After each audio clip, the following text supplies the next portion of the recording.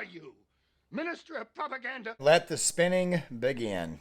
Was trying to take care of their families when a white gunman opened fire on Saturday, killing 10 people and injuring 3 others.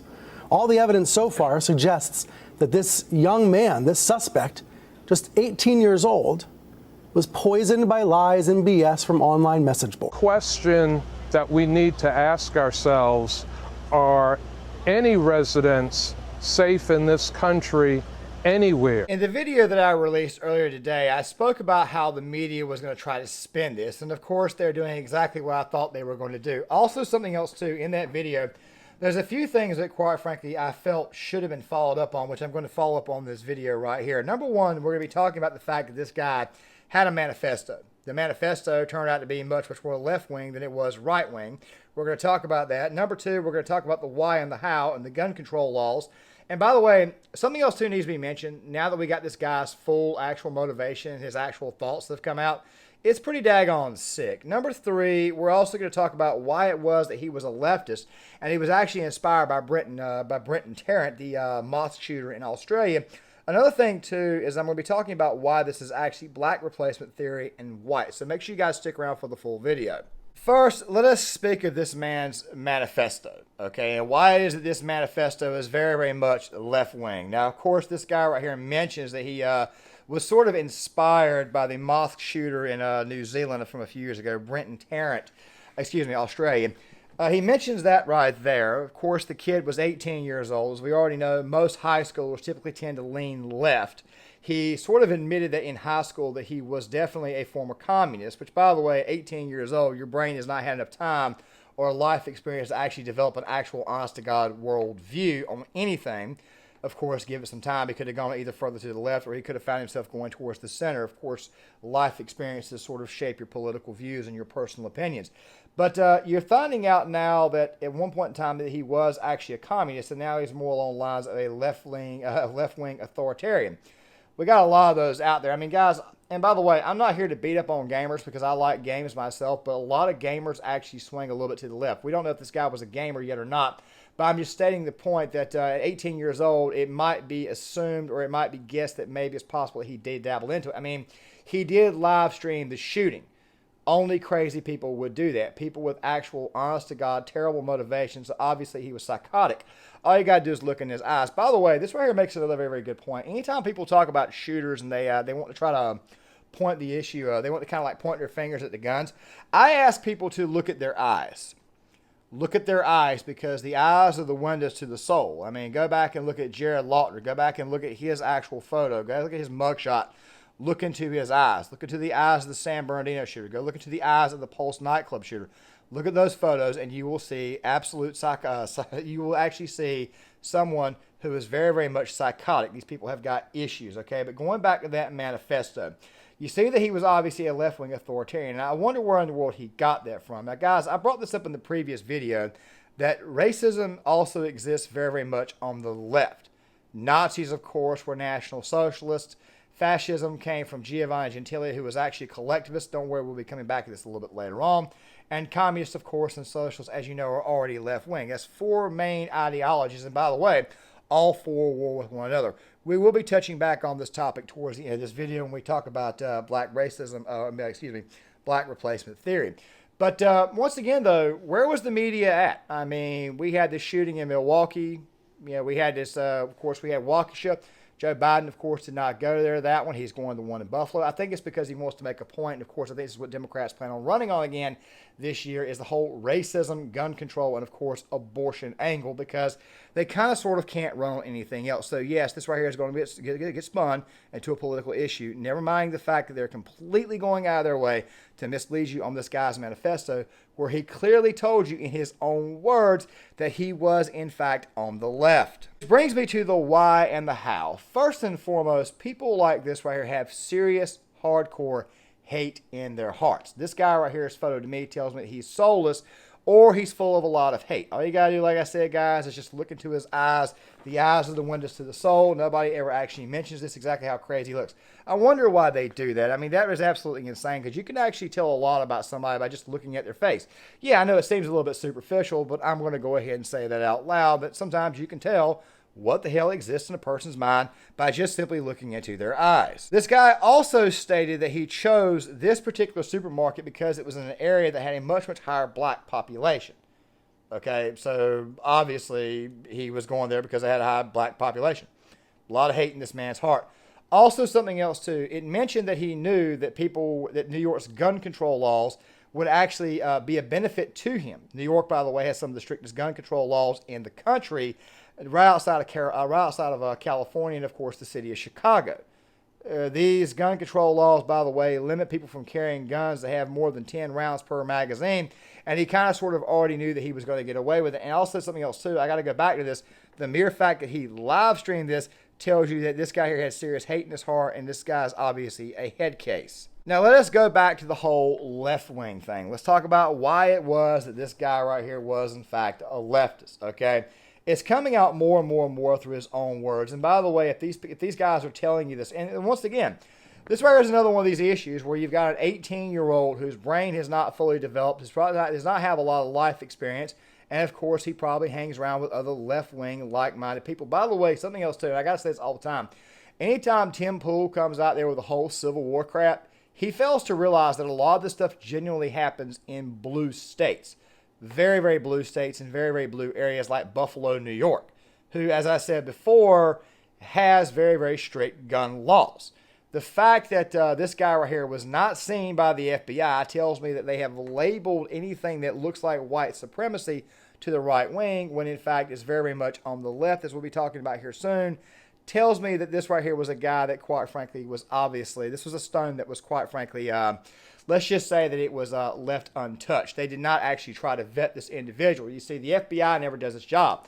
They only pick certain select people to go after, like parents who go to school board meetings, who actually who voice concerns of what their children are learning in schools. Yeah, that's that sort of thing right there. So obviously the federal government failed on this one right here, and this right here is beginning to come out that the FBI had him on watch. I mean, dude, the guy even threatened a shooting sometime last year. And of course, we are now having to deal with the consequences of this. Now, let's talk about these white replacement theory or black replacement theory, which is what I'm calling it. You see, I don't think that white people are being replaced, and let me explain the reason why I don't think it's white people that are being replaced. You see, the thing is this right here. While we have all this illegal immigration, and by the way, I'm all for immigration, I'm just not for illegal immigration. Not at this, definitely not at this rate right here. I may do a separate video at a later date, kind of explaining the whole immigration thing. The thing is this right here. White people, while their overall percentage went down, the actual growth in the community actually grew, which means that the raw numbers indicate that more white people, of course, that white people were growing at the same rate they always have been. Hispanics are being brought in, of course, and by the way, I got nothing against Hispanics, but of course they ramped up the illegal immigration. But you've also got a lot more Hispanics who used to identify as white, now re-identifying as blacks, re-identifying as Hispanic in the census itself. And to go on top of this, the black community has shrunk in overall population, they've shrunk in overall percentage. They're not growing at the rate they need to be growing at. But let's talk about the reasons why. Let's face it, most African Americans live in much, much poor communities, especially poor communities around the country in bigger cities. This typically tends to be in two areas of the country. The Southeast, of course, which is where I live at. Some states have got 20 and 30%, have got 20 and 30% of the population is African American, where in states up north and states where you've got much, much larger cities, the population is down to about less than 10%, because a lot of black people live in those cities and they live in very, very poor communities. And a lot of these very, very liberal policies actually affect that actual area's economy. You see, most blacks get jobs that are what we call lower skilled. They're not working as good of jobs. They're not working as high-end jobs. And of course, a lot of them are getting replaced with Hispanics. So in a lot of ways, it's not white replacement theory, it's black replacement theory. Also something else too, due to these liberal policies, I can promise you right now that if Chicago, the city of Chicago, loosened their gun laws a little bit and gave black people in these poor neighborhoods an opportunity to defend themselves, you probably would not see the black on black crime rate go through the roof. I mean, think about it real quick. If I am a criminal and I have a gun and I come up to you and I try to rob you and I end up shooting you in the process, I think I'll be less likely to do so if I knew said individual was armed, or I think I would be less likely to do so if I got shot in the process. You see, good guys with guns do exist. They just typically tend to be much fewer and far between in very blue areas with gun control laws that are quite frankly up the ass and quite frankly do not allow you to defend yourself. Factor that in with these large cities having all these Planned Parenthood centers, which by the way primarily serve to do abortion, and look at the amount of blacks who have been aborted over the years versus whites and versus Hispanics. It seems to me like it is black people that are being replaced, not white people. So no, I don't agree with this white replacement theory thing. If anything, it seems to me that liberals are trying to replace blacks. And of course, make them completely dependent on the government, which by the way creates much more poorer communities, which by the way also leads to more fast food being eaten instead of actual good food, leads to much more sugary processed foods itself coming in their bodies, also putting them at a much higher health risk. I mean, a lot of this is really common sense when you actually dig into the issues. And this right here is where I'm going to end the video at. Guys, before this video ends, I want to let you know that there is going to be another video in the description box, okay? I'm going to be placing it there. It comes from Dinesh D'Souza. Of course, it was Dinesh D'Souza's interview with Richard Spencer. You see, Richard Spencer is an avowed white nationalist, but his politics are actually quite left-wing. Certainly a racialist component to that. It appealed to many Americans, including many presidents. Right. Well, that's my point, is that a progressive Democrat, Woodrow Wilson, shows that movie in the White House to the cabinet, and this leads to a kind of Klan revival around the country. So you see why I'm placing you in that tradition, because that's your team.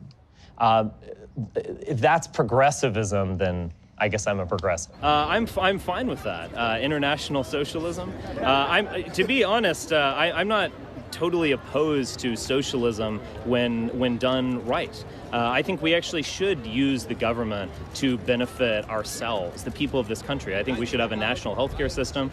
I think we should quadruple national parks. I think we should make this world a better place, and I think government has a role to play in that. Now, there's very little on which Spencer and Trump actually agree. Trump's a flag-waving patriot who cherishes the American founders. Spencer isn't and doesn't. Trump's a free market capitalist. Spencer prefers a strong centralized state regulating markets and dispensing entitlements. And the guy endorsed Joe Biden, saying that the left is going back to its roots. No. Racism, for the most part, is a product of the left. Karl Marx was a racist. He viewed black people as inferior. Che Guevara was a racist. Fidel Castro was a racist. Mao Zedong was a racist. Joseph Stalin was a racist. Adolf Hitler was a racist. Benito Mussolini was a racist. And by the way, all of these ideologies they had come from collectivism, which is definitely a form of the left. So you got this issue where you got morons like Spencer who came out there and said that they were alt-right, saying that collectivism was actually on the right when it's actually very much on the left. It sounds to me like a lot of these people are just completely uneducated, and they quite frankly don't know what the hell they're talking about. But at the end of the day, though, these very bad actors, these very bad ideologies who are calling everything right when in reality it's really left-wing, and you see people say that, well, my ideology is of the right when it's clearly left-wing. A lot of this right here goes back to poor education. A lot of this goes back to a lack of overall knowledge and actual lack of effort to actually vet. And also at the same time, and I'm going to end the video right here by saying something that quite frankly I should probably be saying in every video. A lot of this right here hinges on the parents, the people who actually raise these people.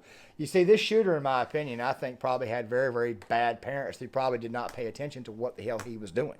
They more than likely did not. He's left in his room the entire time, probably watched Twitch streams, got all kinds of weird hairspring ideas. And really quick, video games do not create. Video games do not create actual bad people. They don't.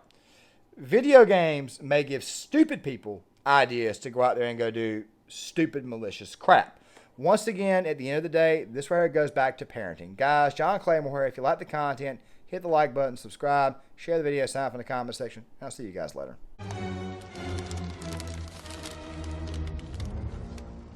Guten Tag, Herr Jones. Mein Herr. Weg. Tickets, please. Was?